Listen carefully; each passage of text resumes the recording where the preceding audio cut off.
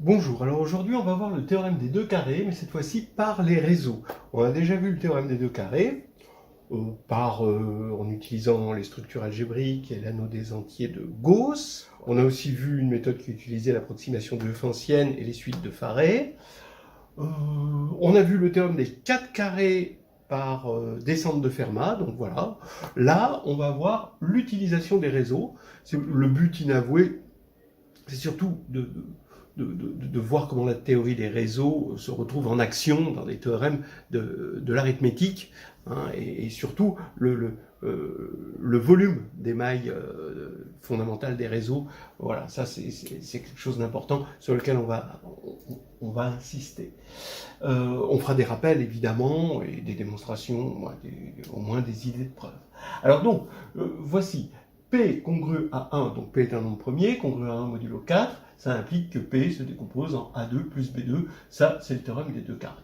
Bon, la réciproque, hein, évidemment, si P se décompose en somme de deux carrés, c'est très facile de voir que P, s'il est impair, alors il est forcément congru à 1 modulo 4, il ne pourrait pas être congru à 3 modulo 4, il suffit de regarder les choses, modulo 4 justement dans Z sur 4Z.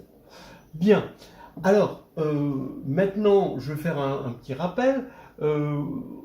On sait que quand P est congru à 1 modulo 4, il existe un U que l'on peut choisir entre 0 et P, strictement compris entre les deux, tel que U2, donc U est entier, tel que U2 est congru à moins 1 modulo P. Alors je rappelle, hein, j'avais déjà fait dans une vidéo, que ça peut être démontré vraiment immédiatement avec le théorème de Wilson. Le théorème de Wilson qui dit que factoriel P-1, que je décompose comme ceci, est congru à moins 1 modulo P. Mais maintenant, quand on regarde U0, c'est ces facteurs-là, d'accord? Eh bien, ici, je vais prendre l'opposé de ce facteur, c'est lui. L'opposé du facteur qui est là, ce sera lui, etc. Jusqu'à l'opposé de lui, c'est 1. J'aurai donc ici U0, et ici U0 fois moins 1 puissance P-1 sur deux facteurs, puisqu'il y a P-1 sur deux facteurs, et à chaque fois j'ai pris l'opposé. Mais P est congru à 1 modulo 4, donc P-1 sur 2 est pair, donc ça fait 1, et donc ça va faire que U0 carré est congru à moins 1 modulo P, parce que ça disparaît. Alors maintenant, à partir du moment où on a U0, un U0, on peut toujours le prendre modulo P, et donc le prendre entre 0 et P, et celui-ci, je l'appelle petit u. Voilà. Alors maintenant, on continue. On prend R, alors ça va être ça le réseau, c'est l'ensemble des couples d'entiers, donc on est dans Z2, XY, tel que U, qui a été choisi ici, U fois X est congru à Y modulo P. Eh bien, j'affirme que c'est un sous-groupe de Z2. Oui, bon, ça c'est évident que si c'est stable par somme, c'est une congruence linéaire en quelque sorte, donc c'est stable par somme, et c'est stable par opposé, par multiplication par moins 1, voilà, donc c'est un sous-groupe. Alors, on ne sait pas grand-chose sur les réseaux, a priori il n'y a pas une grosse théorie sur les réseaux, peut-être, en tout cas à la Greg, c'est pas énorme ce qu'on est censé savoir sur les réseaux, mais sur les espaces vectoriels on sait des tas de choses. Alors, on n'a qu'à multiplier par Q, c'est-à-dire on regarde QR, c'est l'ensemble des alpha XY, où XY est dans le réseau, et alpha est dans Q. Comme ça ici, c'est facile de voir que QR ici est un espace vectoriel, c'est un sous-espace vectoriel de Q2. Bien, alors là on sait des choses. On sait qu'il va exister une base, d'accord, que la dimension va être 0, 1 ou 2. Voilà. Alors, regardons un petit peu des points de R, déjà. On a 0, 0. On a 0P, pour x égale 0 et y égale P, ici. D'accord. Et on a aussi x égale 1 et y égale U. Voilà. Et puis, évidemment, comme c'est stable par addition, on a la somme des deux. Donc on a ici un domaine dont on subodore que ça va être un domaine fondamental. C'est-à-dire qu'il n'y aura pas de point du réseau à l'intérieur de ce domaine. Il est minimal, en quelque sorte. Alors, donc, c'est pour ça que j'ai écrit pas de point de R intérieur, à part, bien sûr, les sommets, voilà, si c'est intérieur au sens large. Alors, montrons ça rapidement. Prenons un point qui est intérieur ici. Bah, on va prendre son abscisse. Bah, elle peut pas, comme son abscisse est forcément entière, parce que c'est dans Z2, son abscisse est entière. Bah, son abscisse, elle ne peut pas être strictement comprise entre 0 et 1. Donc si c'est 0, si elle est entière, c'est soit 0, soit 1. Si c'est 0, eh bien, on va avoir x égale 0. Donc y est un multiple de p. Bah, entre là et là, il n'y a pas d'autre multiple de p hein, que 0 et p. Donc déjà, si c'est 0, c'est forcément ces deux points-là. Bon, maintenant, si x égale 1, eh bien, si x égale 1, ça veut dire que y égale u plus un multiple de p, bah, ça va être ça ou ça. D'accord? Puisqu'ici, là, on a p. D'accord? Voilà. Donc, bon, bah, finalement, les seuls points intérieurs, c'est justement les sommets, si on dit que c'est intérieur au sens large. Voilà. Alors maintenant, j'affirme que à partir du moment où il n'y a pas de point intérieur ici, alors R, c'est le sous-groupe, alors on a vu que c'était un sous-groupe de Z2, mais c'est le sous-groupe de Z2 engendré par 0P et 1U, donc par ces deux vecteurs-là. Alors pourquoi? Donc c'est-à-dire que tout élément de R s'écrit sous la forme alpha fois 0P plus bêta fois 1U avec alpha et bêta dans Z. Alors, on a cette égalité, montrons cette égalité. Dans ce sens-là, c'est évident, hein, puisque R contient ces deux vecteurs et est stable par... voilà, c'est un sous-groupe. Voilà, donc dans ce sens-là, ok. Et dans ce sens-là, donc je suppose que XY est dans R, le couple XY, et je vais démontrer que ça se décompose comme ceci, avec alpha bêta dans Z. Mais maintenant, ce que je sais de la Q-forme de R, c'est que ici, j'ai une partie libre là-dedans. Hein, d'accord? Donc ça, c'est dans QR, forcément, et c'est une partie libre à deux éléments. Et comme la dimension ben, d'un sous-espace ici, c'est forcément inférieur à ou égal à 2, eh bien, ça va être une base de QR. Bien. Donc, on remercie au passage la théorie des espaces vectoriels, et on peut déjà affirmer que XY qui est dans R, ben forcément il est dans QR, donc il peut se décomposer en fonction de 0P et 1U, mais avec alpha bêta dans Q. Bon. Alors maintenant, comme alpha bêta sont dans Q, je peux prendre la partie entière et la partie décimale. Donc je décompose alpha en sa partie entière et une partie décimale, et pareil pour bêta. Alors maintenant, bah, regardez, ici, XY est dans R, ça, bah, forcément, d'après l'inclusion inverse ici, c'est dans R aussi, parce que ça, c'est dans Z. Et maintenant, qu'est-ce qu'on peut dire? Bah, ça, c'est compris, D de alpha et D de bêta sont compris entre 0 et 1, les deux. Donc ça veut dire que ça, c'est un vecteur qui est dans R, puisque c'est la différence entre deux vecteurs de R. Donc comme R est un sous-groupe, c'est dans R. Et en plus, c'est dans R, mais c'est à l'intérieur, ici, de ce parallélogramme. Donc, on a vu tout à l'heure que c'était forcément les sommets, ce qui veut dire que ça, c'est égal à 0 ou 1, mais bon, ça ne peut pas être égal à 1. Et là, c'est 0 ou 1, ça ne peut pas être égal à 1, parce que c'est des parties entières. Donc ici, c'est 0. Et donc, on va bien avoir que XY se décompose avec des coefficients entiers. Voilà. Alors maintenant, qu'est-ce qu'on a montré?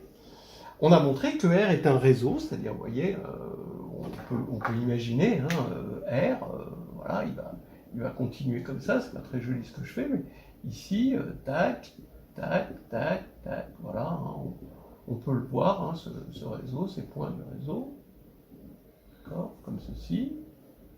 C'est un maillage, en quelque sorte, de R2. Voilà, on continue.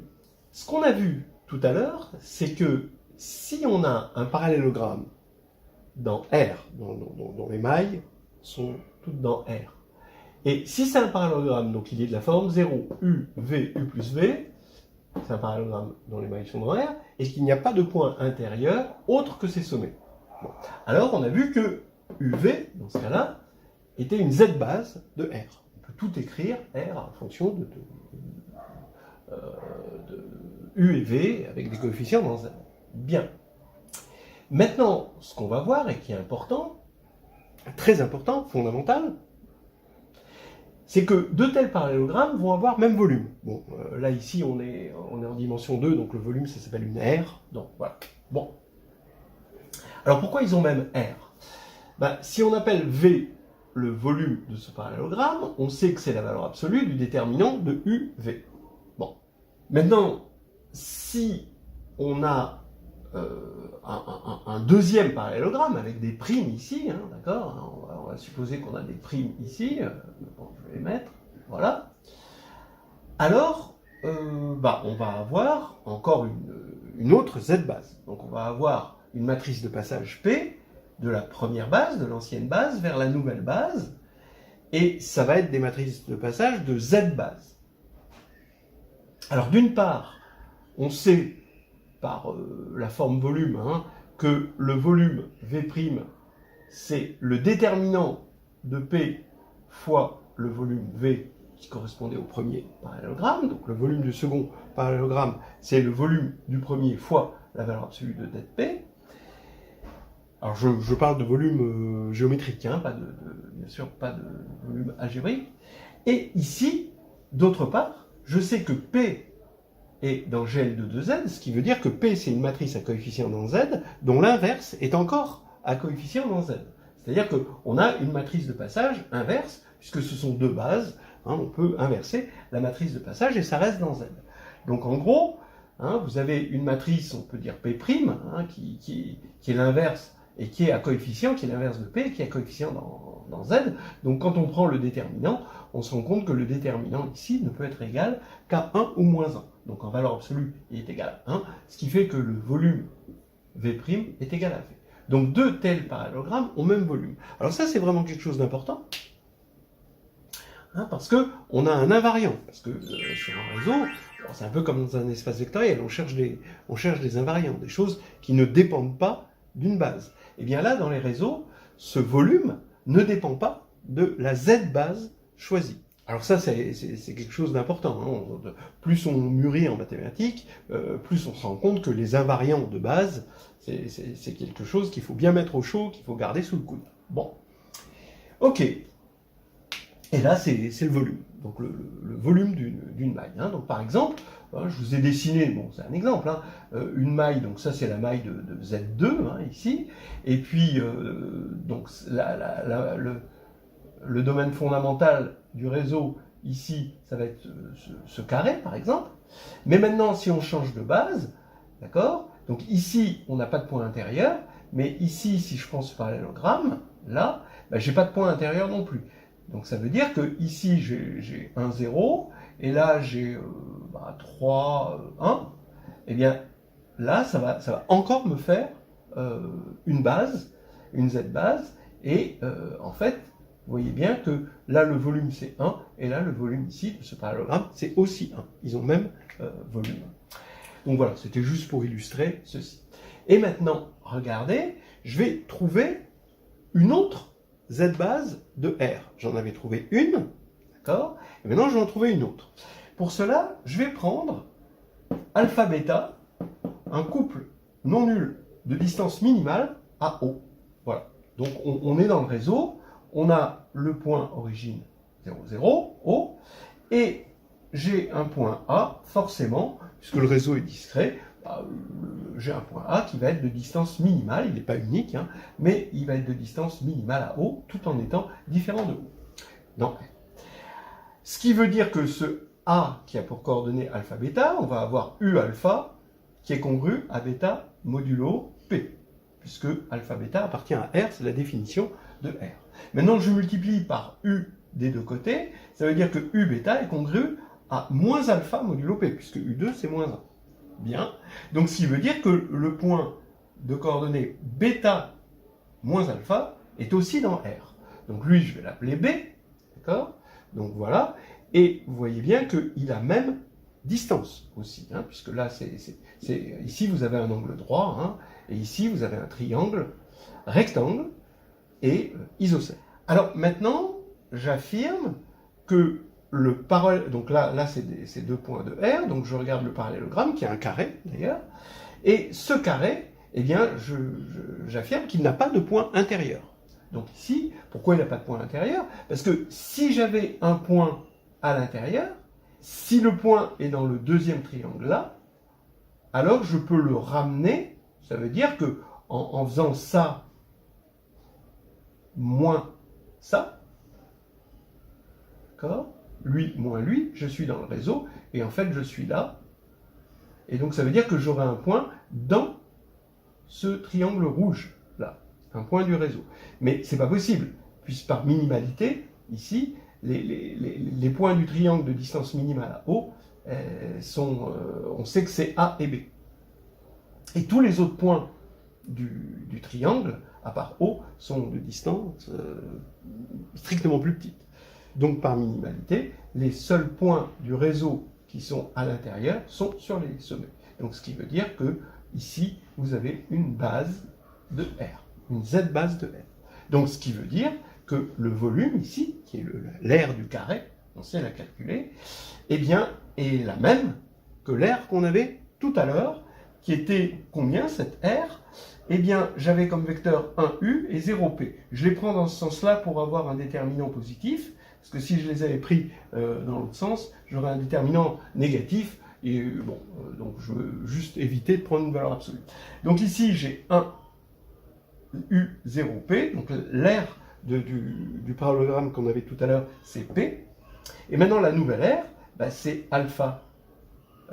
Ici, cette distance, c'est racine par Pythagore, c'est racine de alpha 2 plus bêta 2, et là, pareil, hein, puisque c'est un carré, donc c'est racine de alpha 2 plus bêta 2 au carré, donc ce qui veut dire que alpha 2 plus bêta 2, c'est égal à P, et on a démontré notre théorème des deux carrés par les réseaux et par des techniques à la Minkowski. Voilà, je voulais terminer en remerciant Pastix51 pour sa suggestion. C'est lui qui m'a suggéré cette méthode qui est très élégante et qui permet de voir comment ça fonctionne les réseaux avec l'arithmétique.